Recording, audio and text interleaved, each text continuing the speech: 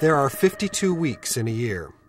That means that there are 52 weekends that a person could possibly come to church. 52 weeks that a child could come to experience children's ministry at your church. But we know that with vacations, sickness, travel for sports, a perfect attendance record at church is not particularly realistic. According to research by Reggie Joyner, a child in a family that normally attends church is attending approximately 40 weekends a year, 40 hours that a children's ministry has to lead and foster the spiritual direction of your child. 40 hours a year. That's it. However, a parent or legal guardian of that same child has approximately 3,000 hours with which to teach, communicate, and lead. Not 40, 3,000. So who should be in charge of our children's spiritual formation? Deuteronomy 6 says it this way. Love the Lord your God with all your heart, and with all your soul, and with all your strength. These commandments that I give to you today are to be upon your hearts. Impress them on your children. Talk about them when you sit at home and when you walk along the road, when you lie down and when you get up. Tie them as symbols on your hands and bind them on your foreheads. Write them on the door frames of your houses and on your gates. Your children's ministry has 40 hours. You have 3,000. 3,000 hours to lead and foster the spiritual direction of your child. So is it possible that what happens at home is more important than what happens at church?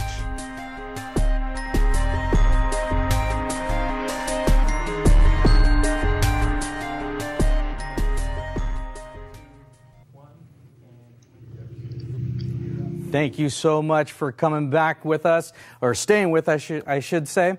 Our next guest is Pam Rohr.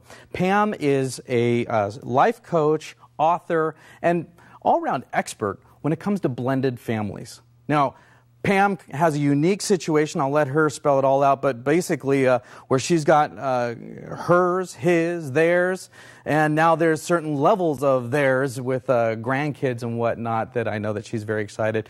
Pam Rohr. Pam, how are you doing today? I'm great. Good to be with you, Jefferson. Now, Pam, you've got a special circumstance today that originally we had planned on doing this from your home in Central California, but you're out in the middle of the country. Share with us where you are and what you're doing these last couple of days. I'm in South Bend, Indiana, and our daughter just had her first child and our fourth grandchild.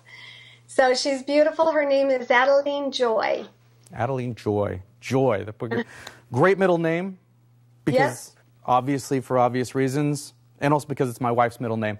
Now, Pam, I guess it kind of set the stage for us. When I said you've got yours, his, yours collectively. How many kids do you guys have? How long have you and your current husband, how long have you been married? We've been married 30 years. And when we first got married, we were both brand new Christians. And we didn't know anything about blended families. We thought blended families worked the same way as first-time families. And he had a little girl who was 7 at the time, and I had a little boy who was 6 at the time when we got married. And then a few years later, we had our daughter together. And then a few years after that, my brother passed on. He was a single father, and he had a 10-year-old boy. And so we brought him home to be ours as well. Wow. So we've got yours, mine, ours, and theirs, and that includes 3 other sets of parents that we had to work with in helping our children grow up. Wow. So obviously, you and I know so many others, they start their life over, they realize, what went wrong in their previous marriage, and they've got a new, just optimistic look on life, on their new marriage, their new family, their new role as step-parent. But there are, as you mentioned, unique challenges that step-parents, that blended families face. What are a few of those that really jump out at you that you weren't prepared for and you really need other people to know, hey, look, there's a flag here you need to be aware of? Well, first off, we did not, when we had our premarital coaching, our pastor had no idea that blended families were different either. And so he gave us the regular counseling that you would receive. And so when we entered in, we had no idea. So we fumbled our way through. So my first suggestion to anybody is to get premarital coaching so that you can look at the different areas that will be different. Now, the foundation of a blended family is different than how God originally created family to be. In Genesis 2, he created man and woman. He brought them together and he said, now you're family and now you'll have children. So in a blended family, when dad's already got kids, mom's already got kids, and they're very committed to those kids and devoted to them, and now they're trying to bring a spouse in that they need to be devoted to because they're in covenant with them, and if that covenant fails, that whole family will fail again. And so trying to make the marriage priority when you've already got your heart with your children is difficult to do. And then learning how to discipline, learning your boundaries, because in a regular family, of course, mom and dad have all authority. In a blended family, you don't. And it can take years to get that authority fully. Now, I don't want to paint a discouraging picture because it's obviously very possible. All things are possible with God. And with Him in the process, you can do it. But an average blending process does take 5 to 7 years. For us, it took longer because we had no help. We had no tools. We fumbled our way through. So that's why I really want to encourage premarital coaching for anybody that's thinking about it. Now, you mentioned that, there was no guidebook for you. I know even in my family, repeatedly my parents would say, hey, look, nobody gave us instructions on how to raise you guys. And then, as you said, you've got incremental, difficulty levels when you're dealing with, step parents and then previous parents, and you even got aunts and uncles and grandparents on either side. What are some of these tough lessons that you guys learned that, what are maybe one or two really ones you learned the hard way that definitely people, I know you mentioned discipline. There's just been so many I've read about that. So what are some lessons that you've learned along the way and learned the hard way? Well, when we got married, we told my son, he was the child living with us, and then my husband's daughter would come visit. And so my husband came into the family, our family, and he was now the man of the family. And so we both expected my son to fully obey everything he said, and I submitted to my husband. And but what that did to my little boy was cause a lot of resentment. He wasn't ready for that kind of relationship with Ron. Later on down the road, when we got pregnant with our daughter, we told my son that he should call my husband another name other than Ron, like a daddy name. And we came up with the name Papa. And he agreed to that, but he resented that as well. He wasn't ready for any of that. And you've got to develop that relationship with your child. And that's one thing that we go over in premarital coaching is gives you tools to develop that bonding process and foster it. And so those were two huge mistakes that we made. And our little guy he had some resentment build up, and later on in life, we had to apologize to him because we didn't know. Just like your dad said, we do the best we can. We just didn't know. And I can attest, Pam's son, Keenan, amazing guy, godly guy, and amazing surfer as well. So we give him all the props in adulthood.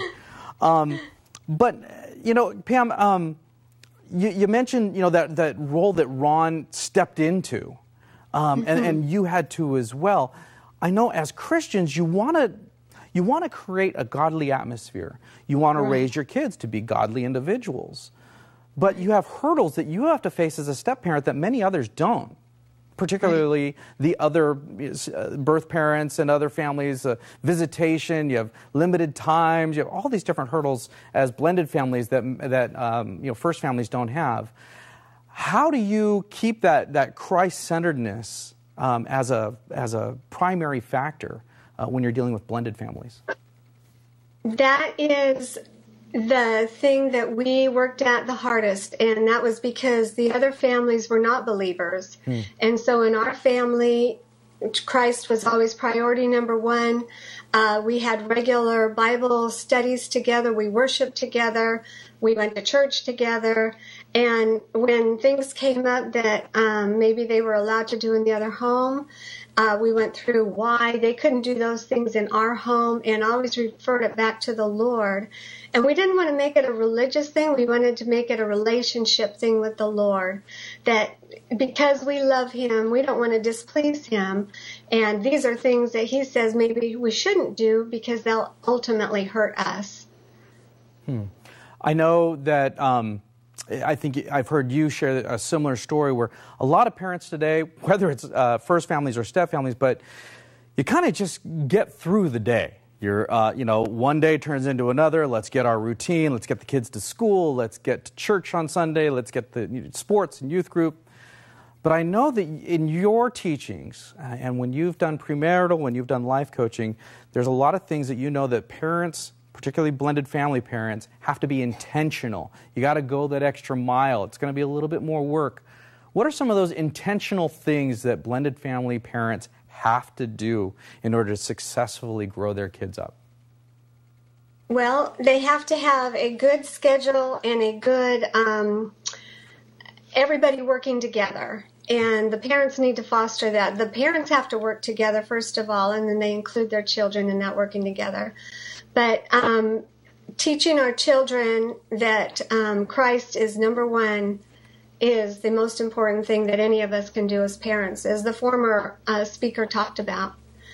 And so we were very intentional in that, and everything that came up in our family, we would try to bring it back to the Word of God, back to Jesus, back to, our relationship with him.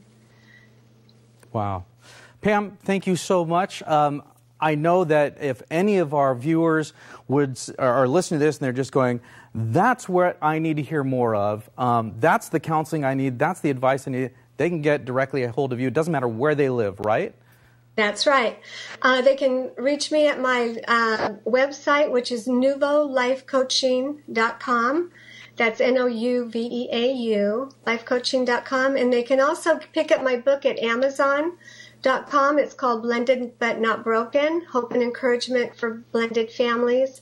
And what I did in my book was interview a bunch of blended families and the struggles that they went through, but it brings a lot of hope because of how they came out on the other side, and they got to the place where they felt like they're a family now, that they all belong together. Wow. Speaking of hope and speaking of advice, we have somebody online looking for some from you directly, Pam.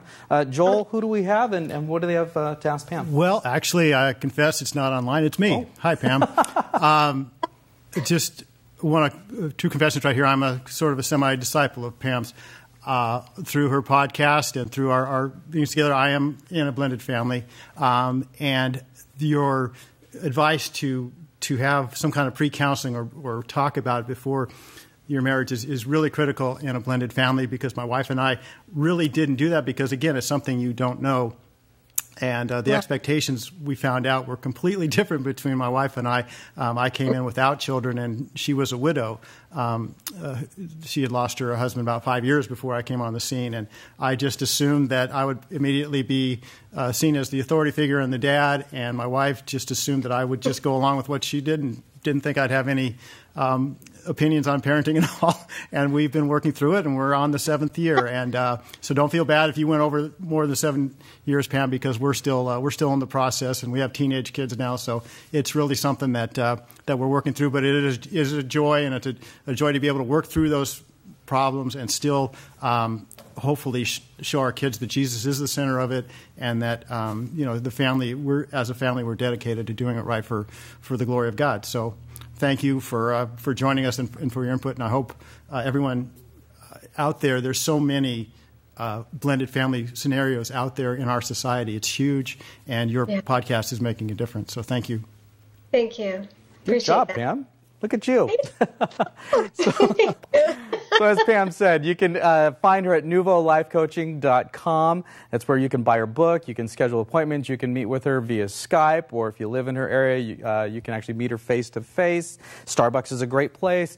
And also, you can check out her podcast, Blending Your Step Family. That's right on our network, on the E Squared Media Network.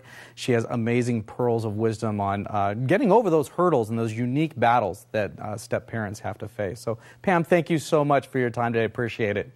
Thank you. Get back to that grandbaby. Okay, I will. Coming up next, we are going to have, well, in my mind, one of the greatest men that have ever impacted my life. Why? Well, because he's my dad. Rod Drexler is going to join us. He's the Rod Drexler from Real Stuff My Dad Says. We'll talk a little bit more about that in our interview. But first, we're going to watch this short little video. Well, to a certain degree, I guess it's my own salute to my dad. So check this out.